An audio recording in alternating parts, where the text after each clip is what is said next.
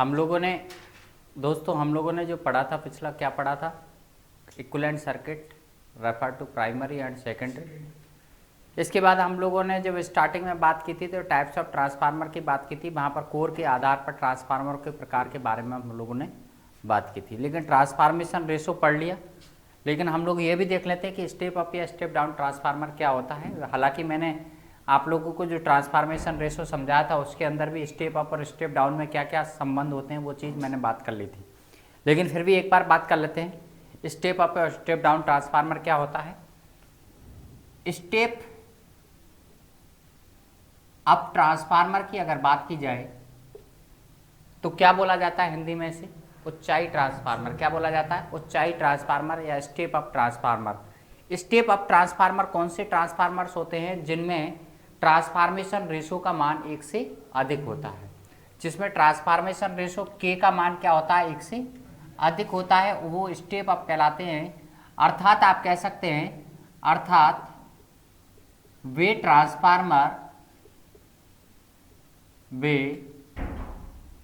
Transformer जो निम्न voltage को किस में कन्वर्ट करें?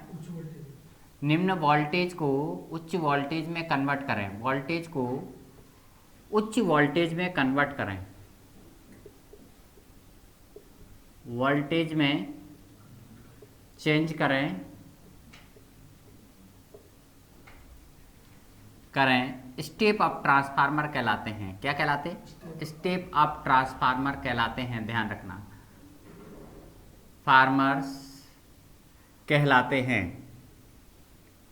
अब कई बार ऐसा भी पूछ लिया जाता है कि स्टेप अप ट्रांसफार्मर मोस्टली कहाँ पर यूज किए जाते हैं? सामान्य तौर पर अगर बात करें तो ट्रांसमिशन के अंदर या उत्पादन केंद्र जनरेशन स्टेशन पर हम लोग इनका प्रयोग करते हैं, क्योंकि डिस्ट्रीब्यूशन में क्या होता है? डिस्ट्रीब्यूशन में तो हम लोग ट्रांसमिशन से आ रही हाई वोल्टेज को लो वोल्टेज में कन्वर्ट करने का कार्य करते हैं, ध्यान रखना इस चीज़ का। तो ये ज़्यादातर डिस्ट्रीब्यूशन में प्रयोग किए जाते हैं। स्टेप अप जो होते हैं वो ट्रांसमिशन में यूज किए जाते हैं। किस में यूज किए जाते हैं? ट्रांसमिशन में। मतलब कहने वाला जहाँ उत्पादन केंद्र होता है तो उत्पादन केंद्र पर हम लोग कितने केवी पर जनरेट करते हैं? 11 केवी या 33 केवी पर जनरेट करते हैं। सामान्य तौर पर तो 11 केवी पर ही जनरेट किया जाता है, मैक्सिमम 33 केवी पर। अब 11 केवी को आगे हम लोगों को ट्रांसमिट करना है, हाई पावर को ट्रांसमिट करना है, तो क्या करना पड़ेगा? आप लोगों को स्टेप अप करना पड़ेगा वोल्टेज को।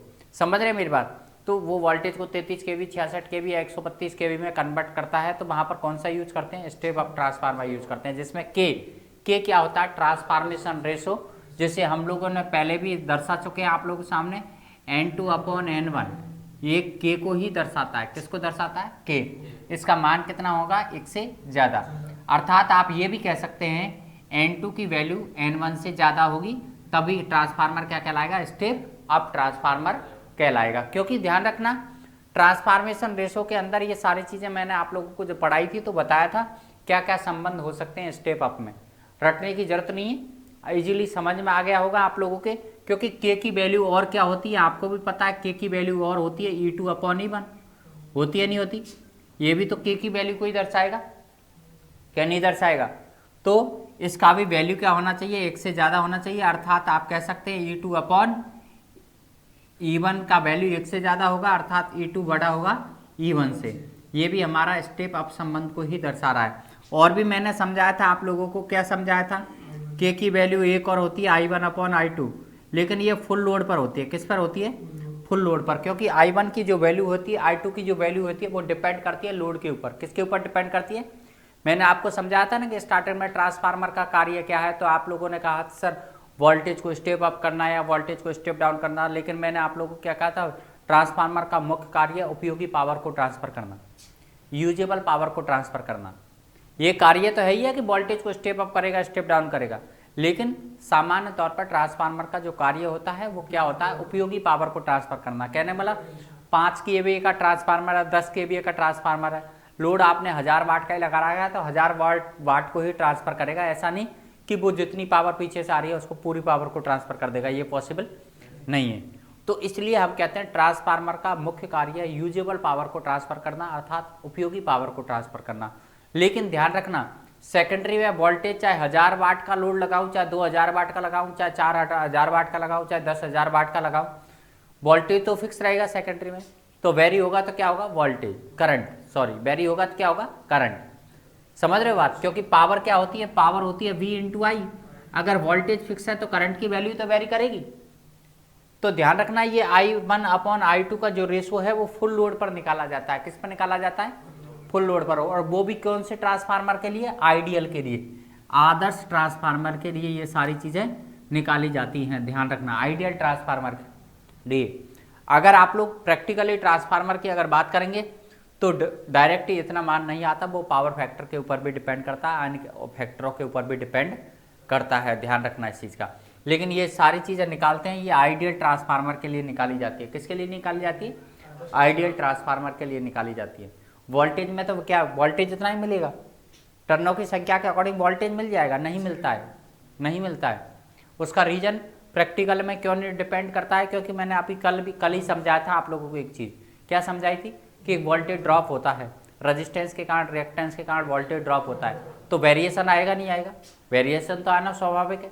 समझ रहे बात, इसलिए हम लोग कहते हैं कि ये सारी चीज़ निकाली जाती है वो आइडियल के लिए निकाली जाती है। किसके लिए, प्रैक्टिकल के लिए नहीं, आइडियल के लिए निकाली जाती है। यहाँ पर I1 की वैल्यू ज़्यादा होगी I2 से।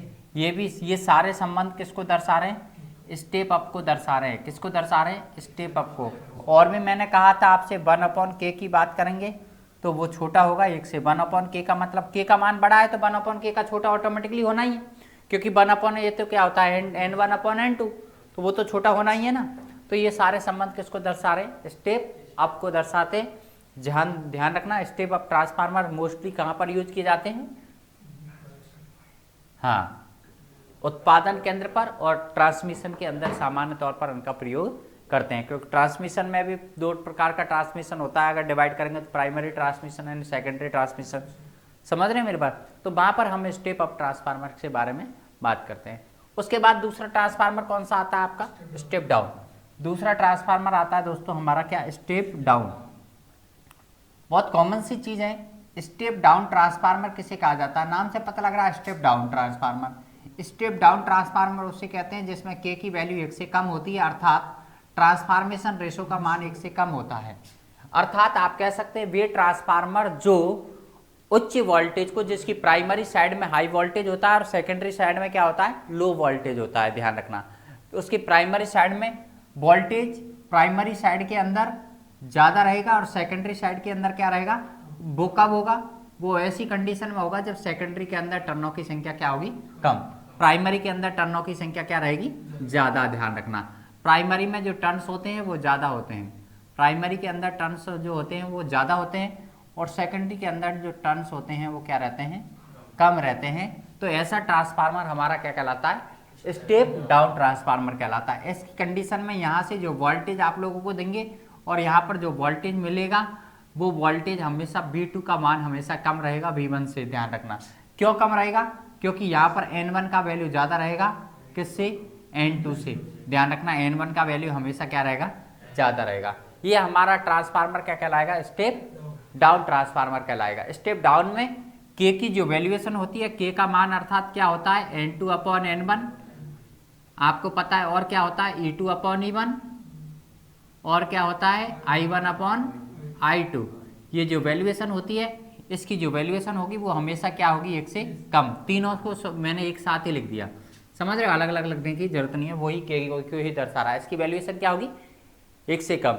या फिर 1/K की बात करेंगे तो 1/K क्या हो जाता है, N1/N2 है, E1/E2 हो जाता है, नहीं हो जाता, या I2/I1। ये किसकी वैल्यू हो जाती है, 1/K की। कभी कभार क्या कि आपको कंफ्यूज करने के लिए पूछ सकते हैं, निम्न में से कौन सा संबंध स्टेप अप को दर्शा रहा है, या निम्न में से कौन सा संबंध स्टेप डाउन को दर्शा रहा है। अब स्टेप डाउन में तो क्या होता है, प्राइमरी की ज्यादा होती है क्या, तो ऊपर वाली संख्या ज्यादा है, तो ज्यादा को कम में भाग देंगे तो क्या आएगा, 1 से ज्यादा, 1/K की वैल्यू 1 से ज्यादा आएगी, नहीं आएगी। तो ये सारे संबंध किसको दर्शा रहे हैं, स्टेप। इसका ज्यादातर यूज कहाँ करते हैं, उपयोग ज्यादातर कहाँ किया जाता है बताइए, डिस्ट्रीब्यूशन में किया जाता है, वितरण में किया जाता है। किस में किया जाता है, वितरण में हम सामान्य तौर पर इनका प्रयोग करते हैं। ऐसे ट्रांसफार्मर जो स्टेप डाउन ट्रांसफार्मर होते हैं, जिनका हम लोग कहाँ पर यूज करते हैं, ज्यादातर वितरण में। इसका कहाँ करते हैं, उत्पादन केंद्र उत्पादन केंद्र पर करते हैं और कहाँ करते हैं, ट्रांसमिशन में करते हैं, जिसे कहते हैं हम पारेषण। क्या कहते हैं, पारेषण के अंदर करते हैं। इसमें के का मान एक से कम ज़्यादा होता है, इसमें के का मान एक से कम होता है, ध्यान रखना। ट्रांसफॉर्मेशन रेशो का मान क्या होता है, एक से कम। समझ रहे हैं मेरी बात। तो ये क्या होगा, इसे हिंदी में क्या बोलते हैं, उच्चाई ट्रांसफार्मर, इसे क्या बोलते हैं, अपचाई ट्रांसफार्मर। ध्यान रखना, समझ रहे हो, वो तो समझ में आ जाता है, स्टेप अप या स्टेप डाउन। तो ये हमारे दो प्रकार के ट्रांसफार्मर हुए अकॉर्डिंग टू वोल्टेज। वोल्टेज के आधार पर या आप कह सकते हो वोल्टेज परिवर्तन के आधार पर ट्रांसफार्मरों के प्रकार। वोल्टेज परिवर्तन के आधार पर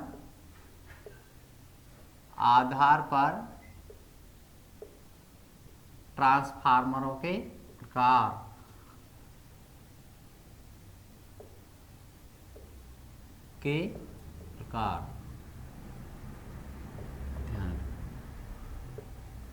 ये हमारे किसके आधार पर हुए, वोल्टेज परिवर्तन के आधार पर ट्रांसफार्मरों के प्रकार।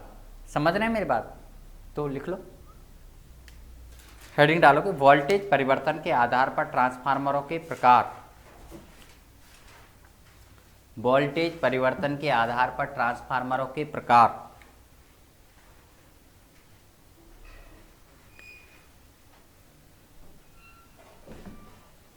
पहला लिखोगे step up transformer, step up transformers. वे ट्रांसफार्मर जिनमें प्राइमरी को दिए जाने वाले वोल्टेज को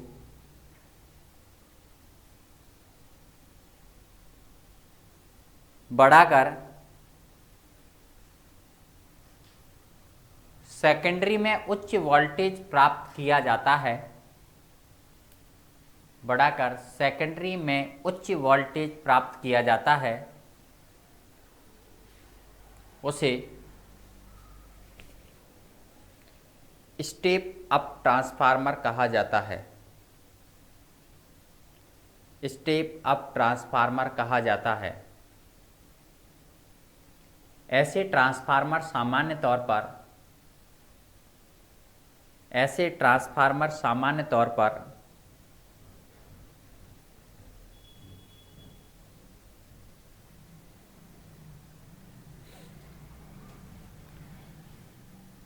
उत्पादन केंद्र या ट्रांसमिशन के अंदर यूज किए जाते हैं। उत्पादन केंद्र या ट्रांसमिशन के अंदर प्रयोग किए जाते हैं, जो कि अधिकतर हाई पावर बनाए जाएंगे, जो कि अधिकतर हाई पावर ट्रांसफार्मर्स बनाए जाते हैं।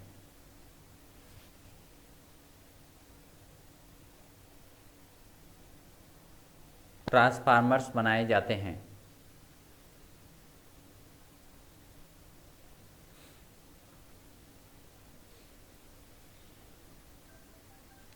स्टेप अप ट्रांसफार्मर में ट्रांसफॉर्मेशन अनुपात का मान स्टेप अप ट्रांसफार्मर में ट्रांसफॉर्मेशन रेशो या ट्रांसफॉर्मेशन अनुपात, जिसे हिंदी में क्या बोला जाता है, रूपांतरण अनुपात। क्या बोला जाता है, रूपांतरण अनुपात। हिंदी में बोलते हैं रूपांतरण अनुपात का मान 1 से अधिक होगा, 1 से अधिक होगा। उतार लो ये।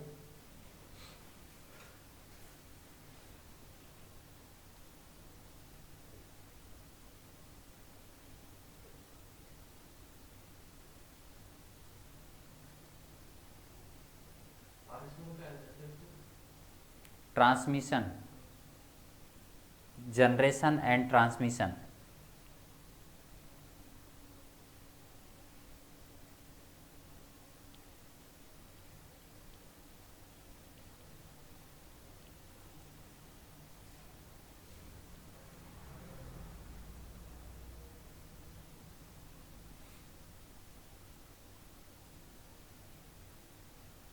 ट्रांसफॉर्मेशन रेशो से संबंधित क्वेश्चंस मैंने आप लोगों को करवाई दिए थे क्या नहीं करवाए थे?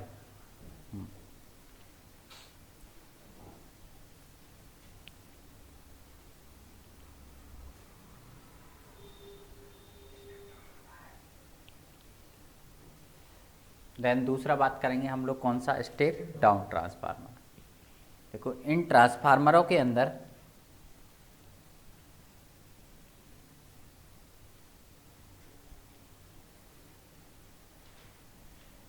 प्राइमरी को दिए गए वोल्टेज को कम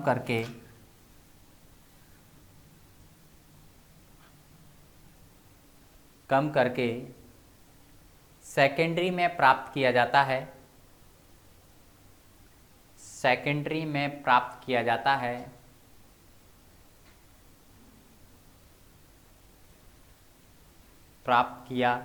है,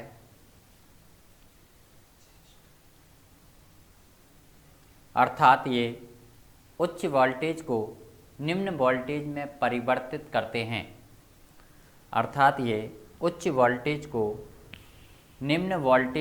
परिवर्तित करते हैं,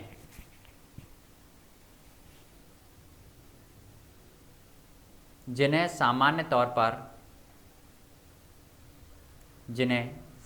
तौर पर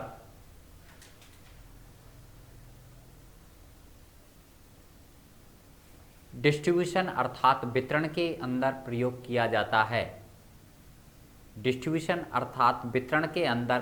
किया जाता है।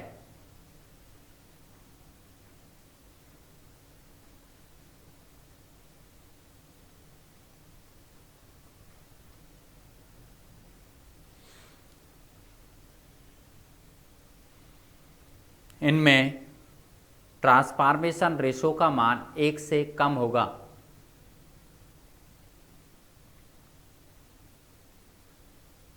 ट्रांसफॉर्मेशन अनुपात का मान 1 से कम होगा।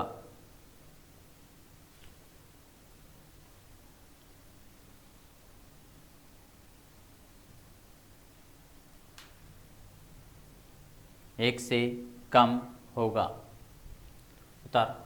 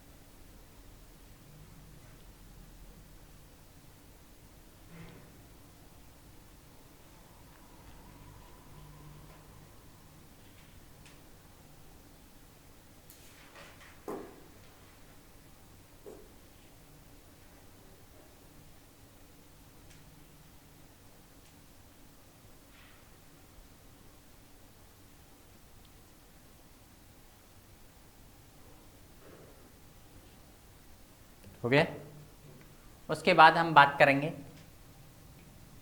लोड के आधार पर ट्रांसफार्मरों के प्रकार। लोड के आधार पर ट्रांसफार्मरों के प्रकार।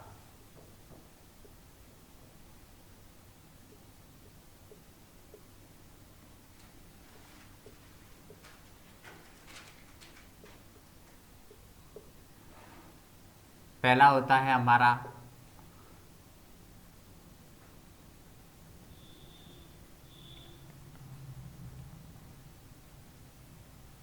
Power transformer.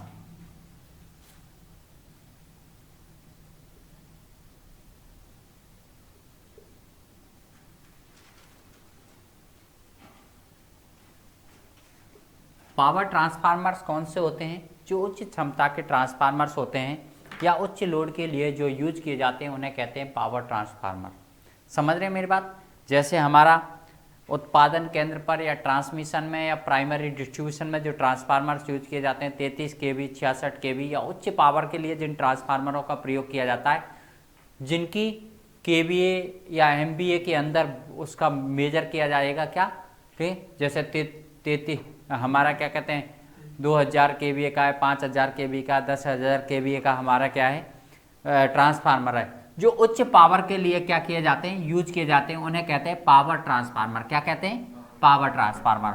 और दूसरे कौन से होते हैं, लाइटिंग ट्रांसफार्मर होते हैं। लाइटिंग ट्रांसफार्मर जैसे घरेलू लाइटिंग के लिए जो ट्रांसफार्मर्स यूज किए जाते हैं या कम क्षमता के या कम लोड के लिए जिन ट्रांसफार्मर्स को यूज किया जाता है उन्हें कहते हैं लाइटिंग ट्रांसफार्मर। पावर ट्रांसफार्मर के अंदर पावर ज़्यादा डेवलप करनी होती है, अर्थात उसके अंदर फ्लक्स भी ज़्यादा होना जरूरी है। तो उसके अंदर फ्लक्स डेंसिटी मैंने पहले भी शायद आप लोगों को बता चुका हूँ। पावर ट्रांसफार्मर के अंदर जो कोर होती है, अब ऐसा तो नहीं है एक सीमा से ज़्यादा बड़ी कोर बना दें हम लोग बड़ा ट्रांसफार्मर, लेकिन वहाँ पर क्या करते थे, कोर के अंदर फ्लक्स डेंसिटी थोड़ी बढ़ा दी जाती है। पावर ट्रांसफार्मर के अंदर जो कोर होती है, पावर ट्रांसफार्मर में जो कोर के अंदर फ्लक्स डेंसिटी है, कोर में फ्लक्स डेंसिटी कितनी होगी, ज़्यादातर ये क्वेश्चन कई बार आ जाता है, मैंने पहले भी बताया आपको 1.1 टेस्ला 1.1 टेस्ला से 1.4 टेस्ला, पहले बता चुका हूं मैं आप लोगों को। 1.1 टेस्ला से 1.4 टेस्ला मतलब वेबर प्रति मीटर स्क्वायर, एक ही बात है। मैं ये ऐसे भी कह सकता था इसको 1.1 वेबर प्रति मीटर स्क्वायर से कितना 1.4 वेबर प्रति मीटर स्क्वायर, इतनी इनके अंदर क्या होती है, फ्लक्स डेंसिटी होती है कोर के अंदर। तभी तो हम लोग ज़्यादा ईएमएफ डेवलप कर पाएंगे। ईएमएफ किस चीज़ के ऊपर डिपेंड करता है, आपको अच्छी तरह से पता है। ईएमएफ जो डिपेंड करता है वो डिपेंड करता है 4.44 F5V वोल्ट, मतलब कि यहाँ पर बीटा की अगर, या फिर आप ऐसे भी कह सकते हैं, मैंने एक और समीकरण बताया था 4.44 FV maximum area of iron core into हमारा एन, बी नहीं एन वोल्ट, समझ रहे हैं, एन वोल्ट, इतना हमारा क्या होता है ईएमएफ की वैल्यूएशन होती है। क्यों, क्योंकि फ्लक्स, टोटल फ्लक्स निकालने का फॉर्मूला क्या होता है, flux density into area of iron core. तो फ्लक्स डेंसिटी इतनी बढ़ी, इतनी इसमें फ्लक्स डेंसिटी थोड़े ज़्यादा रखते हैं ताकि ईएमएफ ज़्यादा डेवलप कर सकें। बाकी का टोटल, मैंने टोटल फ्लक्स की तो बात ही नहीं कर रहा, टोटल फ्लक्स तो ज़्यादा होगा ही होगा, वो तो सप्लाई वोल्टेज के ऊपर भी डिपेंड करेगा, लेकिन कोर के अंदर जो फ्लक्स डेंसिटी है वो क्या होगी, ज़्यादा होगी। ध्यान रखना, पहली बात तो अगर फ्लक्स डेंसिटी ज़्यादा नहीं रखेंगे तो कोर का आकार बहुत बड़ा हो जाएगा, ट्रांसफार्मर का आकार बहुत बड़ा हो जाएगा।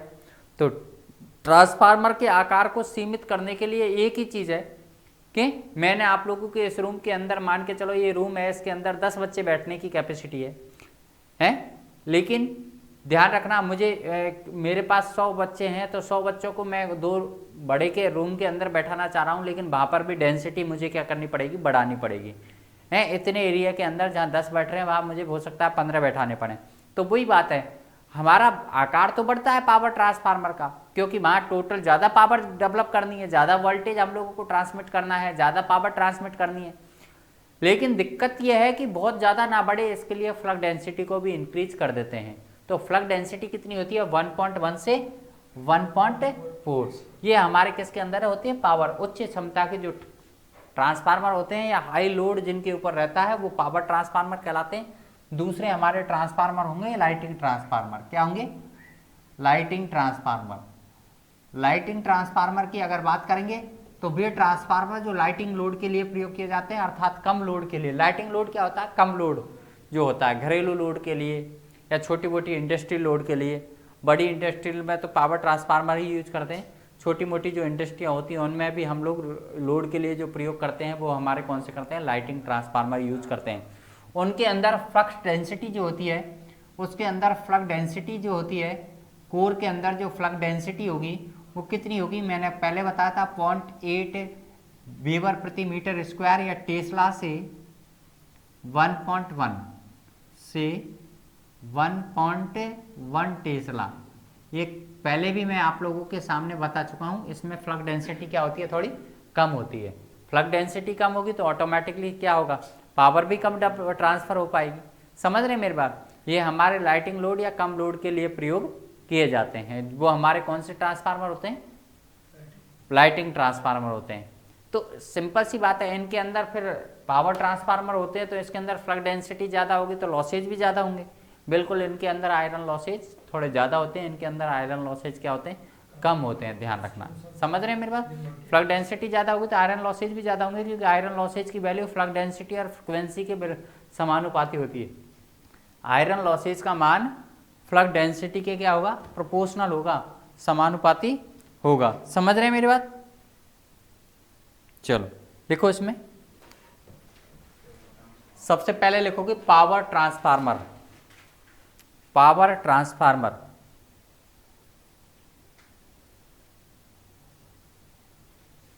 वे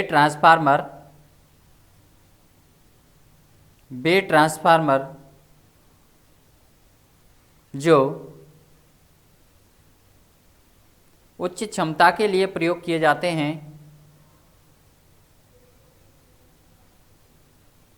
उच्च क्षमता के लिए प्रयोग किए जाते हैं, उन्हें पावर ट्रांसफार्मर्स कहते हैं।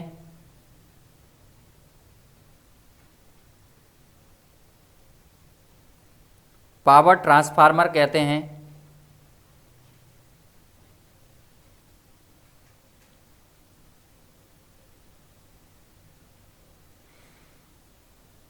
जो कि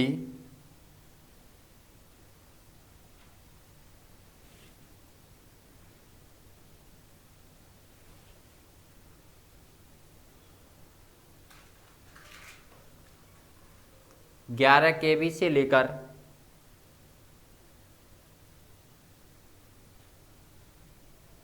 400 केवी तक के बनाए जा सकते हैं।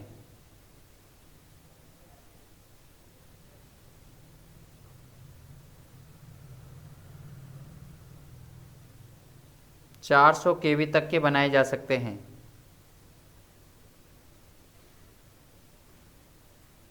ये ट्रांसफार्मर कोर के अंदर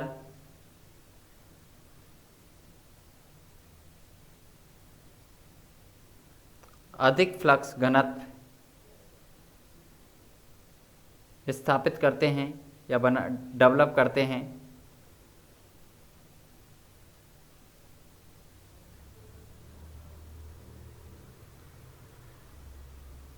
देखो, फ्लक्स घनत्व सामान्य तौर पर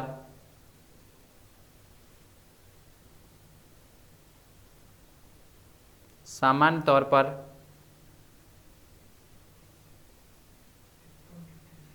1.1 टेस्ला से 1.4 टेस्ला तक होता है।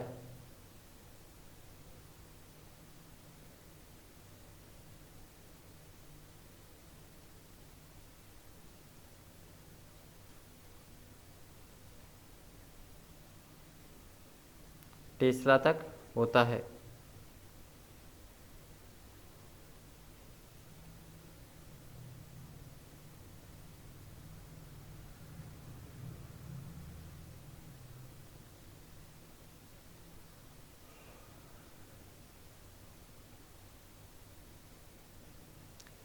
ये सामान्यतः 500 केवीए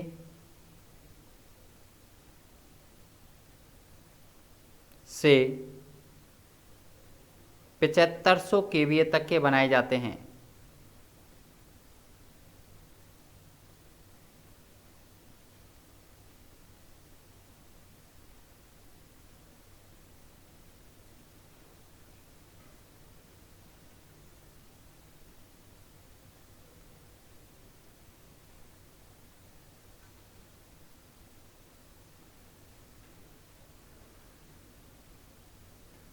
ठीक है, उसके बाद लिखोगे लाइटिंग ट्रांसफार्मर। लाइटिंग ट्रांसफार्मर,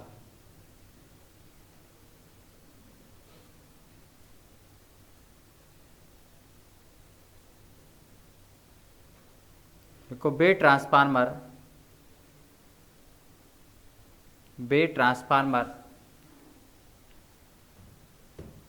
जो कि निम्न क्षमता के लिए बनाए जाते हैं,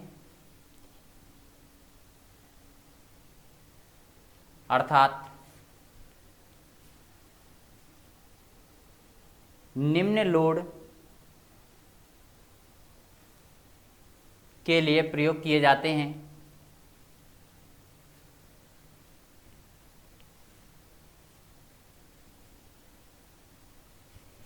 उन्हें लाइटिंग ट्रांसफार्मर कहा जाता है, लाइटिंग ट्रांसफार्मर्स कहा जाता है।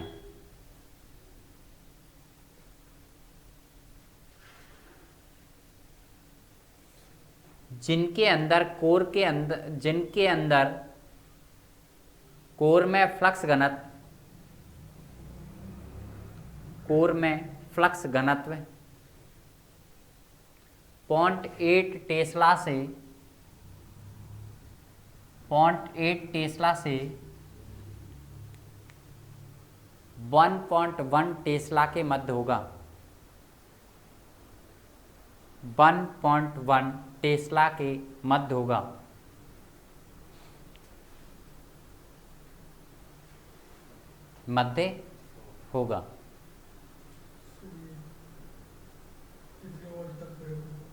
जो कि 100 केवीए तक के बनाए जाएंगे, 100 केवीए तक के बनाए जाएंगे। 100 से ऊपर जो होते हैं वो पावर ट्रांसफार्मर्स के अंदर आ जाते हैं। 100 केवीए तक के बनाए जाएंगे, जो ज़्यादातर 220 वोल्ट और 400 वोल्ट के लिए हम लोग बेसिकली यूज करते हैं। समझ रहे हैं मेरी बात? तो ये हमारे क्या होते हैं, लाइटिंग ट्रांसफार्मर्स। इसी के अंदर ट्रांसफार्मर्स आता है एक और हमारा ऑटो ट्रांसफार्मर, वो भी इसी के अंदर आता है। हालांकि हम लोग उसको और भी भागों में डिवाइड कर सकते थे कि हम लोग वाइंडिंग्स के आधार पर भी डिवाइड कर सकते हैं कि single winding transformer, double winding transformer. तो हमारे जितने भी पढ़े अभी हम लोगों ने डबल वाइंडिंग ट्रांसफार्मर्स पढ़े, लेकिन इसी के अंदर अगर पढ़ता जाए तो ऑटो ट्रांसफार्मर्स ही पढ़ लें। लेकिन ऑटो ट्रांसफार्मर एक काफ़ी इंपॉर्टेंट टॉपिक है, तो उसको हम लोग अलग ही देखेंगे कि ऑटो ट्रांसफार्मर क्या होता है। इसके बाद हम बात करेंगे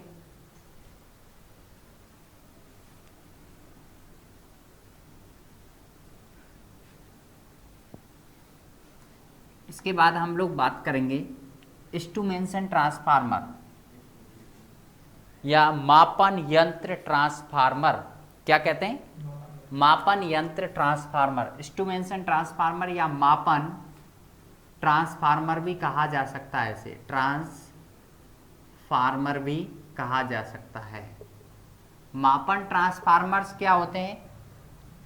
हाँ, ऐसे ट्रांसफार्मर जो इलेक्ट्रिक वैल्यूज को, इलेक्ट्रिक राशियों को मेजर करने के लिए बनाए जाते हैं, उन्हें कहते हैं मापन ट्रांसफार्मर्स, या इंस्ट्रूमेंटेशन ट्रांसफार्मर भी उन्हें कहा जाता है। जैसे current transformer, potential transformer, clip on transformer. Clip on transformer पड़ा होगा, जिसे हम कहते हैं टोंग टेस्टर। तो ये भी एक प्रकार का करंट ट्रांसफार्मर ही होता है। क्या होता है वो हम लोग बात करेंगे अभी। ऐसा देखा होगा आप लोगों ने, किसी भी वायर के ऊपर इस तरह से लगा दिया एक आंकड़ा सा, वो करंट की वैल्यू को शो कर देता है, उसे बोलते हैं क्लिप ऑन ट्रांसफार्मर या टोंग टेस्टर। क्या बोलते हैं? टोंग टेस्टर या क्लिप ऑन ट्रांसफार्मर। उसमें प्राइमरी वाइंडिंग नहीं होती है। ये हमारे मुख्यतः देखे जाएं तो 3 प्रकार के हमारे होते हैं, सीटी, पीटी और क्लिप ऑन ट्रांसफार्मर। सीटी ही होता है क्लिप ऑन ट्रांसफार्मर, जिसे बोला जाता है करंट ट्रांसफार्मर। क्या बोला जाता है मेरे दोस्त? Current transformer. करंट ट्रांसफार्मर क्या होते हैं? नाम से पता है current transformer. Current transformer current की वैल्यू को मेजर करने के लिए यूज किए जाते हैं। जैसे हाई पावर या बड़े ट्रांसफार्मर्स होते हैं, उनमें करंट की वैल्यू को हम लोग सामान्य वोल्ट मीटर द्वारा मेजर नहीं कर सकते हैं। तो क्या किया जाए, हम कुछ इस तरह का एडजस्टमेंट करें ताकि हम लोग करंट को एक अनुपात में माप सकें। अनुपात में कैसे, इधर समझो। मान के चलो, सपोज कर लो कि एक करंट ट्रांसफार्मर है। करंट ट्रांसफार्मर में क्या होता है, प्राइमरी के अंदर मुख्यतः देखी जाए तो मोटे वायर की बनी हुई वाइंडिंग होती है। कैसे, मोटे वायर की बनी हुई वाइंडिंग होती है और उसके अंदर ज़्यादातर एक या दो ही टर्न लगाए जाते हैं। कितने लगाए जाते हैं, एक या दो टर्न। आपसे पूछा जाएगा करंट ट्रांसफार्मर की प्राइमरी कैसी होगी, मोटे तार की बनी होगी दोस्त, किससे, मोटे वायर की बनी होगी और ज़्यादा से ज़्यादा उसमें कितने टर्न लगाए जाते हैं, एक या दो टर्न ही लगाए जाते हैं। इससे ज़्यादा टर्नों की संख्या प्राइमरी वाइंडिंग के अंदर नहीं होती है। अब ये प्राइमरी वाइंडिंग हमारी लाइन के साथ कनेक्टेड रहेगी, समझ रहे हैं।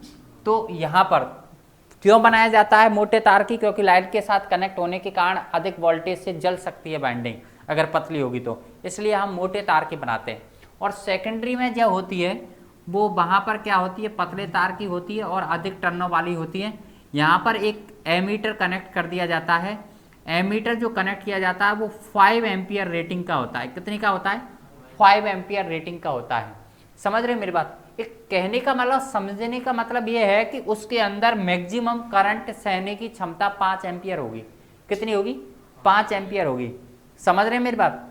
5 एम्पियर से ज़्यादा वो करंट नहीं सह सकता, मतलब सेकेंडरी के अंदर 5 एम्पियर से ज़्यादा करंट नहीं आनी चाहिए, नहीं तो ये एमीटर क्या हो जाएगा, जल जाएगा। लेकिन हम लोग क्या करते हैं, 5 एम्पियर रेटिंग का एक एमीटर है हमारा, 5 एम्पियर रेटिंग का एक क्या है, एमीटर है। उस एमीटर के अंदर जो इंडिकेटिंग सुई है, अब वो एक 0 से लेकर कितनी करंट आ सकती है उसके अंदर, मैक्सिमम 5 एम्पियर। लेकिन लाइन में तो हो सकता है हजारों एम्पियर की करंट हो, सैकड़ों एम्पियर की करंट हो। उसको मेजर कैसे किया जाए, तो बस जितनी क्षमता का हम लोगों को करंट मेजर करना है वही ट्रांसफॉर्मेशन रेशो का मान के चलते हैं। ये एक प्रकार का देखा जाएगा तो कैसा ट्रांसफार्मर होगा, स्टेप अप ट्रांसफार्मर होगा। क्या साहब क्या करें, ऐसा करते हैं, मान के चलो इसमें टर्नों की संख्या 2 है और इसमें मैंने टर्नों की संख्या रख ली मेरे भैया कितनी, 2000 टर्न। कितनी रख ली, 2000 या 200 टर्न रख ली, सपोज कर लो 200 टर्न यहाँ पर मैंने रखी। तो आप क्या देखेंगे, यहाँ पर 1 एम्पियर का जो करंट, यहाँ पर जो 100 एम्पियर का करंट होगा उसको 1 एम्पियर में चेंजेस कर देगा ये। समझ रहे हैं मेरी बात। तो हम लोग ऐसे मानक नहीं मान लेते क्या कि 100 एम्पियर बराबर 1 एम्पियर, क्या नहीं। वास्तविकता में तो पीछे लाइन में तो 100 एम्पियर की करंट आ रही है, तो यहाँ पर तो 1 एम्पियर की करंट आएगी ना ऐसे ट्रांसफॉर्मेशन रेशो में, क्या नहीं आएगी, तो आएगी। तो यहाँ का जब हमारा ये वोल्ट एमीटर में के अंदर वास्तव में 1 एम्पियर आ रही होगी, तो ये हमारा यहाँ पर 1 एम्पियर, ये मान के चलो 1 एम्पियर यहाँ थी, तो 2, 3, 4 और 5 एम्पियर को ये शो कर रहा है। तो हम 1 नहीं लिखेंगे, वहाँ पर लिखेंगे 100 एम्पियर। 0.5 आ रही होगी, वहाँ पर लिखेंगे हम 50 एम्पियर। क्या लिखेंगे, 50 एम्पियर। वास्तविकता में तो कॉइल के अंदर तो 1 ही एम्पियर की जा रही है, लेकिन वो प्राइमरी के करंट को शो करने के लिए एक मानक मान लिया ना हम लोगों ने, समझ रहे हो, और हम उस पर प्रदर्शित कर सकते हैं, वो तो क्या नहीं कर सकते। तो वो ही काम करते हैं हम लोग। वास्तव में रेटिंग कितनी होती है, 5 एम्पियर तक की रेटिंग होती है। मान के चलो मुझे यहाँ पर मैंने कहा, क्वेश्चन आ गया, किसी सीटी के अंदर एक क्वेश्चन दे दिया, किसी सीटी के अंदर ट्रांसफॉर्मेशन रेशो 1:2 है, 1:100 है। 1:100 ही तो हो गया इसका ट्रांसफॉर्मेशन रेशो। 1 के अनुपात में 100 बाइंडिंग होगी सेकेंडरी में, होगी नहीं होगी। मान के चलो यहाँ पर लगा हुआ एमीटर 1.5 एम्पियर की रीडिंग दर्शा रहा है, मतलब ये I2 का मान हो गया। ये किसका मान हो गया, I2 का मान। तो वास्तविक करंट की वैल्यू क्या होगी, लाइन में करंट की वैल्यू क्या होगी। तो आप देखो I1 की वैल्यू पता करनी है कि वास्तविक करंट को कैसे मेजर करेगा। ये आपको पता है प्राइमरी के अंदर देखा जाए तो प्राइमरी के अंदर N1 की वैल्यू कितनी है हमारी, N1 की वैल्यू है 2 और N2 की वैल्यू कितनी है 200। तो क्या दिक्कत आएगी बता, निकालने में कोई दिक्कत आए तो मुझे बताओ। यहाँ पर कोई मेरे हिसाब से तो कोई दिक्कत आनी नहीं चाहिए आप लोगों को। I1 की वैल्यू निकालोगे तो ये दोनों मल्टीप्लाई हो जाएंगे, I2 अपॉन N1, होगा या नहीं होगा। कहने का मतलब N2 की वैल्यू कितनी है 200, N1 की वैल्यू कितनी है 2, I2 की वैल्यू आप लोगों के पास पता ही है 1.5, है नहीं है। तो देखो यहाँ पर कितनी आ गई 100, 100 को मल्टीप्लाई करोगे तो इससे कितना आ जाएगा 150, कितना आ जाएगा 150 क्या एम्पियर, मतलब 150 एम्पियर की करंट लाइन में आ रही थी, जिसको हम लोगों ने 1.5 में ही मेजर करके ये बता रहा है क्या नहीं। तो ये सीटी का काम क्या हुआ, सीटी एक प्रकार का स्टेप अप ट्रांसफार्मर है जो करंट की वैल्यू को घटाकर मेजर करने का कार्य करता है।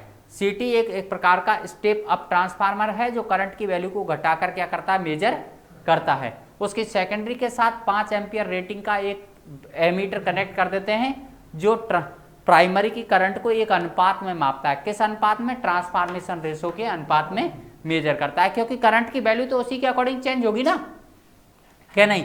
जैसे भी एग्जाम्पल मैंने आपको दिया भी है, जैसे मैंने एग्जाम्पल वास्तव में ही तो कितनी आ रही थी, वहां पर 1.5 एम्पियर आ रही थी, लेकिन वो वास्तव में शो कितना करेगा 150 एम्पियर। क्यों, क्योंकि उसी अनुपात के अनुसार हम लोगों ने उसके ऊपर रीडिंग अंकित की है क्या नहीं। 1 एम्पियर बराबर 100 एम्पियर, क्या नहीं, समझ रहे मेरी बात।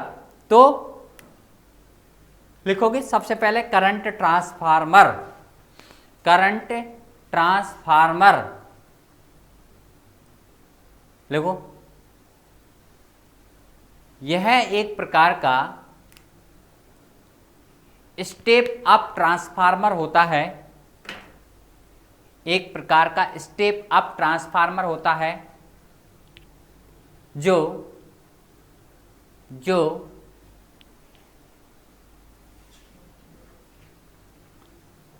ट्रांसमिशन लाइनों में या हाई पावर लाइनों में,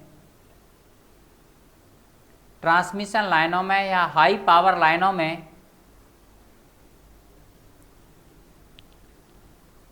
करंट के मान को मापने के लिए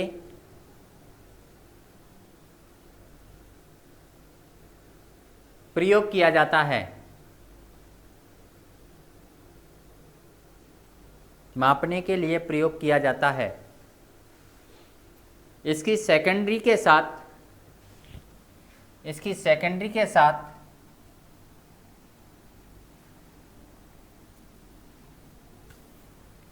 एक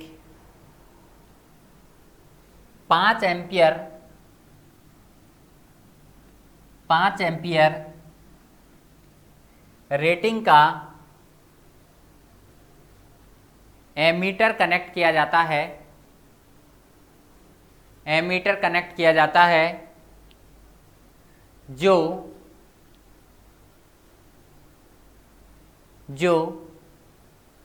ट्रांसफॉर्मेशन अनुपात के अनुसार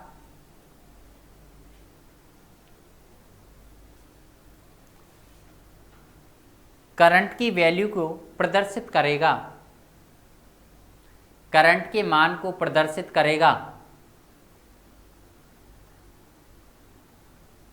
मान को प्रदर्शित करेगा।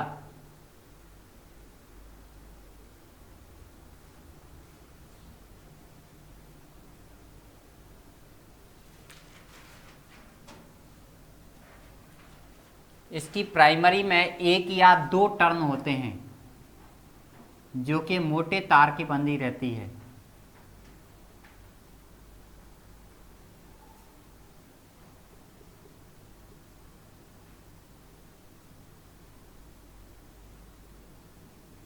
जो कि मोटे तार की बनी रहती है।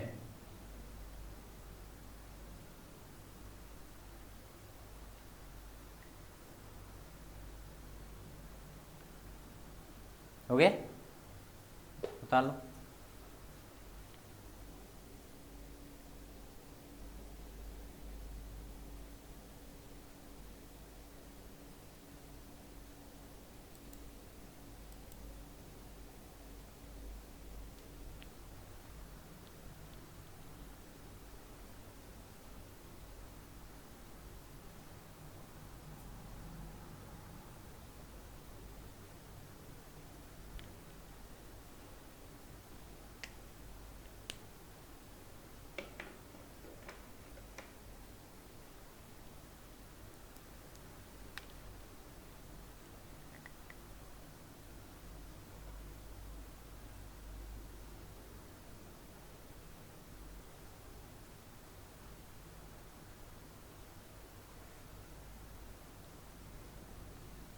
दूसरा होता है हमारा पोटेंशियल ट्रांसफार्मर पीटी।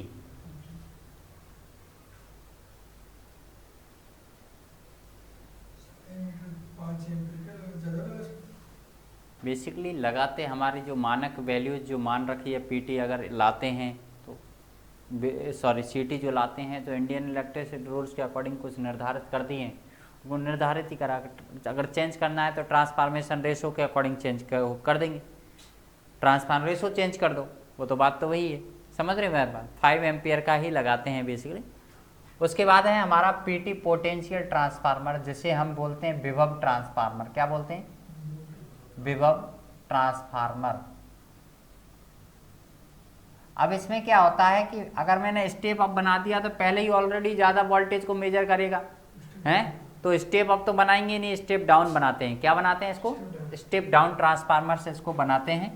तो ध्यान रखना, ये ट्रांसमिशन लाइनों के अंदर वोल्टेज, हाई वोल्टेज को घटाकर मेजर करने का कार्य करेगा। क्या करेगा? हाई वोल्टेज को घटाकर मेजर करने का कार्य करेगा। इसकी प्राइमरी के अंदर टर्नों की संख्या क्या होती है? बहुत ज़्यादा होती है। और सेकेंडरी में क्या होती है? टर्नों की संख्या क्या होती है मेरे दोस्त? कम होती है। यहाँ पर जो सेकेंडरी के साथ एक वोल्ट मीटर कनेक्ट कर दिया जाता है, उस वोल्ट मीटर की रेटिंग रहती है 100 वोल्ट। कितनी रहती है? 100 वोल्ट रेटिंग का एक वोल्ट मीटर कनेक्ट करते हैं। आपसे पूछ सकते हैं पीटी के अंदर सेकेंडरी के साथ कनेक्ट किया गया वोल्ट मीटर कितनी रेटिंग का होता है? 100 वोल्ट का रहता है। सीटी के अंदर कनेक्ट किया एमीटर कितनी रेटिंग का रहता है? 5 एम्पियर रेटिंग का रहता है। ध्यान रखना इस चीज़ का। 100 वोल्ट रेटिंग का ही हम लोग वोल्ट मीटर कनेक्ट करते हैं। 100 वोल्ट रेटिंग का ही वोल्ट मीटर कनेक्ट करते हैं, 110 वोल्ट का नहीं करते हैं। किसी के अंदर दे रखा है तो गलत दे रखा है, ध्यान रखना। 100 वोल्ट का हम पीटी के अंदर वोल्टेज कनेक्ट करते हैं, जबकि एमीटर के अंदर 5 एम्पियर रेटिंग का ही हम लोग एमीटर कनेक्ट करते हैं।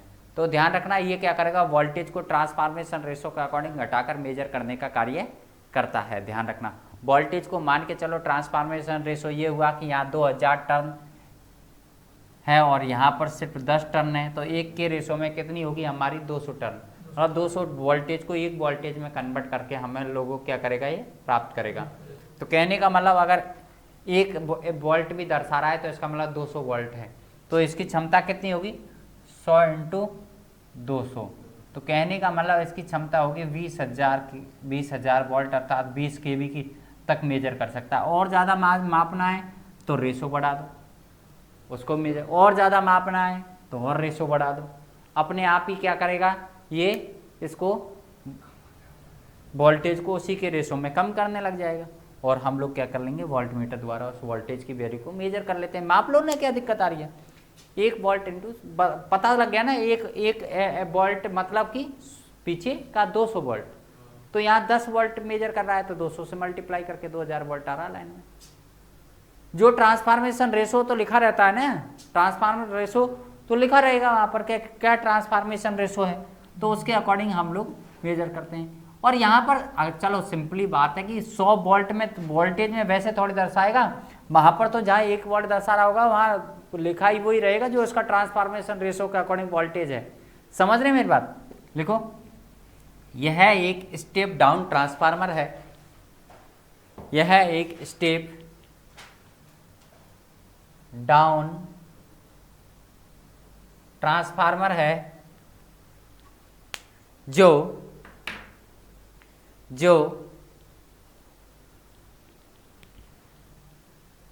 हाई वोल्टेज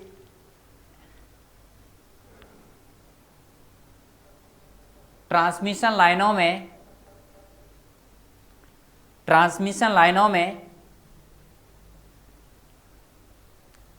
मतलब पारेषण लाइनों में वोल्टेज की वैल्यू को मापने का कार्य करते हैं।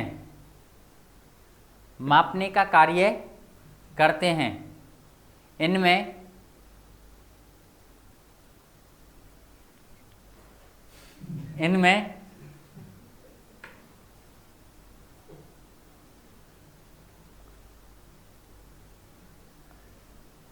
वोल्टेज को मापने के लिए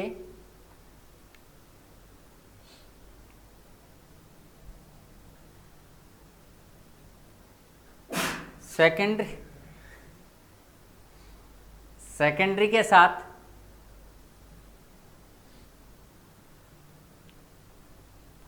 हंड्रेड वोल्ट रेटिंग का एक वोल्ट मीटर कनेक्ट किया जाता है, एक वोल्ट मीटर कनेक्ट किया जाता है जो स्टेप डाउन ट्रांसफार्मर से घटे हुए वोल्टेज को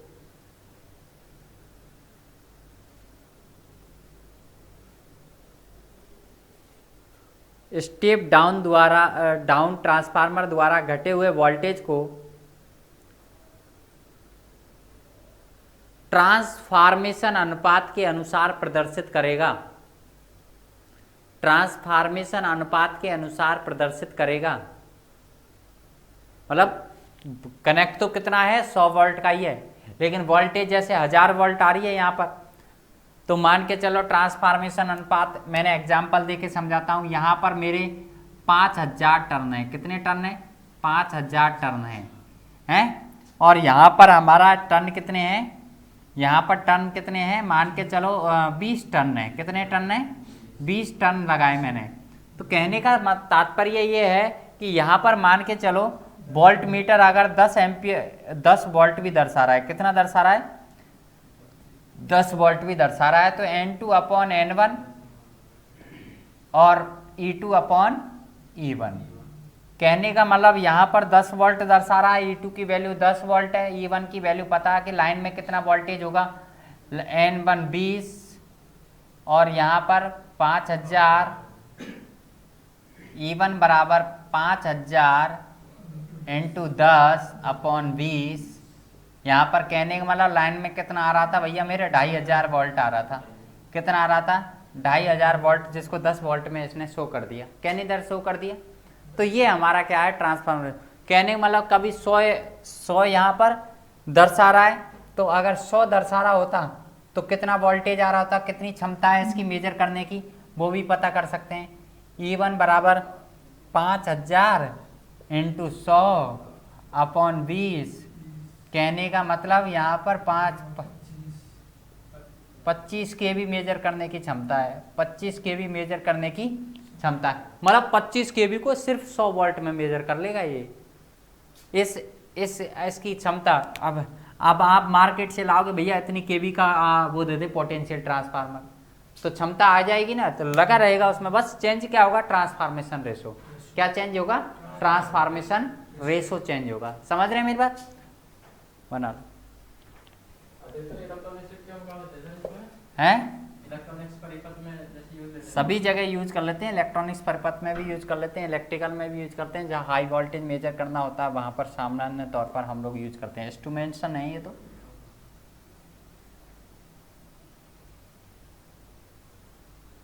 एक और होता है हमारा क्या, क्लिप ऑन ट्रांसफार्मर।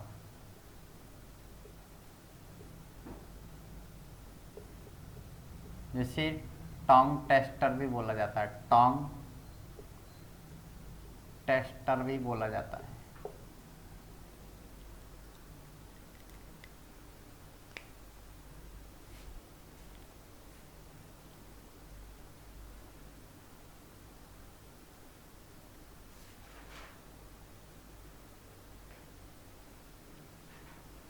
ये भी एक प्रकार का सीटी ही है, ये भी एक प्रकार का क्या है सीटी है, लेकिन ध्यान रखना इसमें प्राइमरी वाइंडिंग नहीं होती, प्राइमरी वाइंडिंग नहीं होती। जिस लाइन के अंदर हम लोग करंट को मेजर करना चाहते हैं, जिस लाइन के अंदर किसको मेजर करना चाहते हैं, करंट को मेजर करना चाहते हैं, वो लाइन ही प्राइमरी का कार्य कर देगी।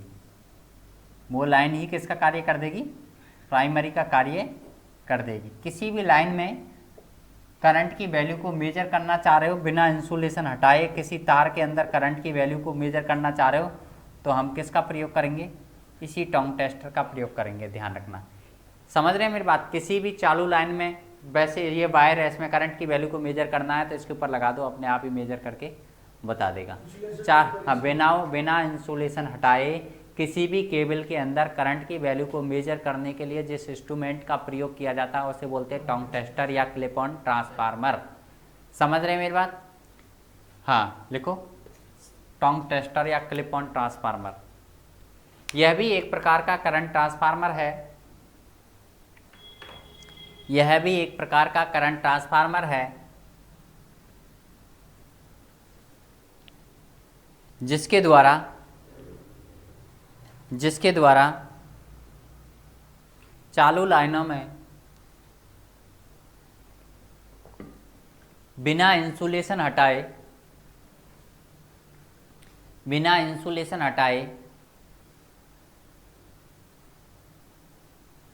करंट के मान को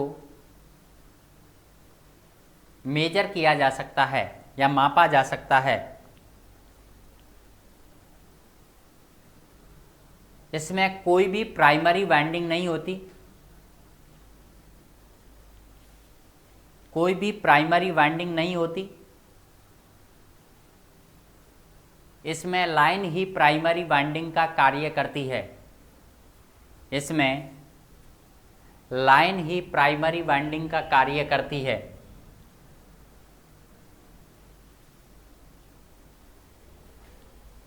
लाइन ही प्राइमरी वाइंडिंग का कार्य करती है। इसकी सेकेंडरी के साथ भी 5 एम्पियर रेटिंग का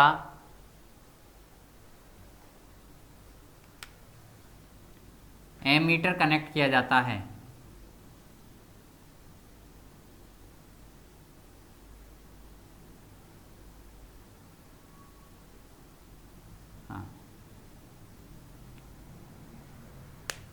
इसकी सेकेंडरी में जितनी अधिक टर्न होंगी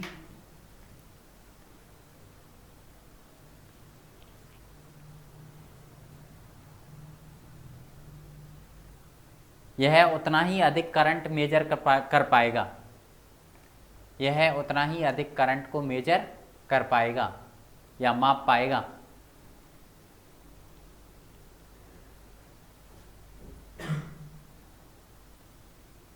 ठीक है, ये हमारा क्या हुआ, करंट टोंग टेस्टर जो भी एक प्रकार का करंट ट्रांसफार्मर होता है।